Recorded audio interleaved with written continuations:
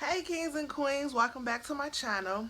I'm Catherine Smith and I just want to thank you so much for tuning in with me on this video, clicking onto this video. So today I'm so excited because today is day 16 on my 29 days of soulfulness journey that I'm taking with you guys. So I feel like I call it something different every time I do a video, but today is day 16 of my 29 days of soulfulness journey that I'm taking with you guys. So it's just basically 29 days of just me. 29 days. I wanted to do something fun. And I was saying about maybe about a week and a couple of days I'll be 29 on the 3rd of April, and I just wanted to do something kind of cool to take you guys on a journey with me. So today is day 16, and it is why I rededicated my life back to God. So today is day 16, and the topic is why I rededicated my life back to God.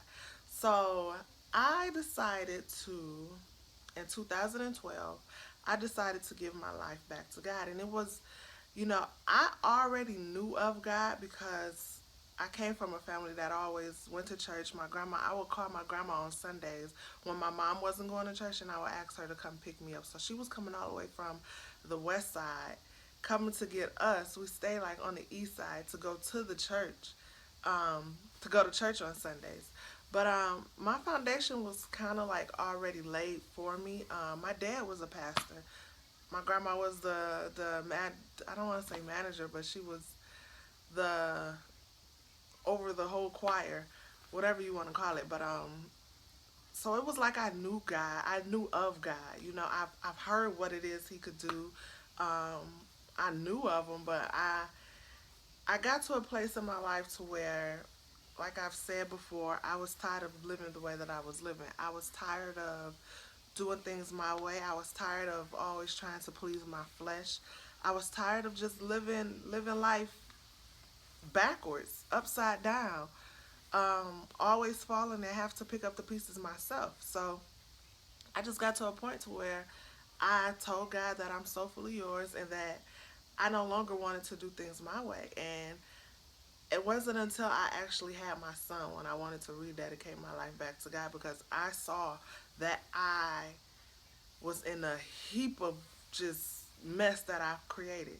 And I was like, God, I don't know what I've done. I don't know how to get out of it and not feel ashamed about the things that I've done in my past. And I remember I got up one Sunday and I went to church and I cried like a baby because I wanted God. I knew God, and I knew the way that I was living and the things that I was doing wasn't right. I knew that those things wasn't right. And I just got fed up, and I was like, it's time. It's time for me to get out of my way. It's time for me to stop playing. It's time for me to stop playing and for me to actually live right. And when I did that, it was like the most amazing thing I could have ever done in that time for myself in my life. Um, I knew that, you know, it was something that I had to do. Like I said, I've seen God work in other people's lives, and I hear people. I was hearing other people talk about God, but you know, I knew what came with rededicating my life back to God. I knew what I would have to give up. I knew what I would have to sacrifice, and you know, I was kind of running away from it in a sense. I kind of like hardened my heart towards God because I didn't want to deal with what I had to deal with. I didn't want to have to deal with the mess that I had created. I didn't want to have to deal with the things from my past that left me empty, and the things that I was trying to fill myself. I wasn't ready to do that. And back when I was living crazy. But when I rededicated my life to God, I had enough, and I wanted to live right, and I wanted to work on becoming a better person, um, and to just kind of hold myself accountable for my actions and the things that I've done. I wanted to do it, and I wanted to go and forgive my past because I've I've seen what is what it's like not to be with God, and I wanted to live for God. So I just want to say, if you're getting to a place, don't let your relationship with God be your relationship with God. If you're thinking about rededicating your life, don't do it because somebody else is pushing you to do it, because you won't reap the full benefits of it. You won't reap the full benefits of it at all. I would say, yeah, if you're going to do that, rededicate your life back to God, but make sure it's the walk that you want to do. Make sure that you're seeking him for yourself. You're seeking his face for yourself. You're praying to him and asking him to help you with certain things and certain. I'm sorry, that was my son. But he makes sure that it's something that, like I was saying, that it's a relationship that you want. Not Don't do it because your mom or daddy is doing it, or you see your cousins or somebody else doing it. It should help aid you into wanting to do it, because you should see their fruits. But all in all, make sure that your relationship with God is your relationship with God, and make sure that your prayer life is your prayer life with God. Nobody else's. Nobody else's. Do it because you want it, not because nobody. It'll be so much more rewarding, and God can move so much more in your life if it's something that you're doing on your own.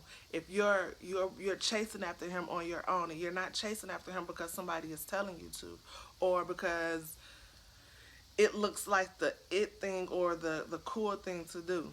You're just make sure it's a relationship that you want. And that's why I rededicated my life. I wanted to lay my foundation for myself. I wanted to build my relationship with God myself, and I wanted to lay a foundation for my son, so that I'm not going to say he's going to be perfect growing up, but if he ever gets into a situation to where he's going to have to call on God, he knows how to do it. And that's just a foundation that I wanted to lay for myself and for my son. So I rededicated my life back to God, and I gave up everything. I mean, I sacrificed everything just to get as close to him as I possibly can. And it has been rewarding since the day that I've done it. He has kept me. He has helped me reconstruct myself. He has helped me to change my way of thinking. He has helped me to learn to forgive. He's taught me so much, and it's so rewarding. So to all my beautiful kings and queens out there, I hope that this blesses you, and I hope that it encourages you to seek God for yourself. If you're trying to develop a relationship with God, or you're trying to rededicate your life back to God, do it because you want to do it. Don't do it because everybody else is doing it, or it seems like the cool it thing to do right now. Um, because that is like the fastest way to fall on your behind. So do it because you love God. Do it because um, you're ready to just give up the way of you doing things that you're doing for yourself. Um, just make sure that you're doing it for yourself, and I can't stress it enough. If I don't tell you anything else, develop a prayer life with God.